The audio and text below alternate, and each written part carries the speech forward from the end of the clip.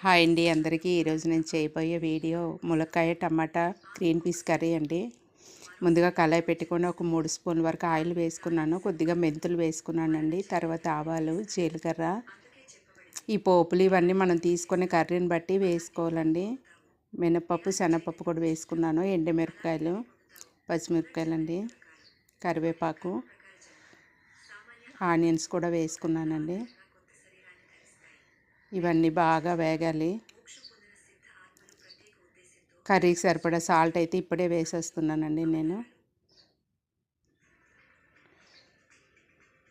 Onions అన్నీ బాగా వేగాయి. ఇప్పుడు వెల్లుల్లి వేసుకున్నానండి చితకొట్టి. ఇప్పుడు ములక్కాయ ముక్కలు వేసుకుంటున్నాను. ములక్కాయలు అయితే ఆయిల్లో కొద్దిసేపు వేయించాలండి.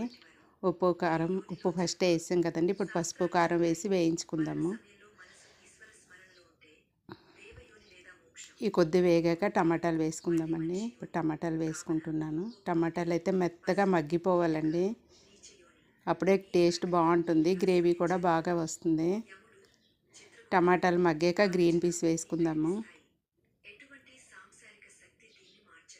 టమాటాలు అయితే బాగా మగ్గిపోయండి. గ్రీన్ పీస్ వేసుకుంటున్నాను. ఈ కర్రీ అయితే చాలా బాగుంటుందండి. Simple and easy process. మీరు ట్రై చేయండి. ఇప్పుడు కొద్దిగా వాటర్ వేసుకుందామండి. ములక్కాయలు ఉడకాలి కదా. గ్రీన్ పీస్ అయితే తొందరగా ఉడుకుతాయండి. ములక్కాయలు ఉడకడం కోసం కొద్దిగా వాటర్ వేసుకుందాము. నా ఛానల్ని సబ్స్క్రైబ్ చేయడం మర్చిపోకండి. లైక్ కూడా చేయండి. వీడియో చూస్తున్నారు కానీ చాలామంది లైక్ చేయట్లేదు. లైక్ చేయండి తప్పకుండా. ములక్కాయ అయితే చక్కగా ఉడికిపోయిందండి. ఇప్పుడు మసాలా పౌడర్ వేసుకుంటున్నాను.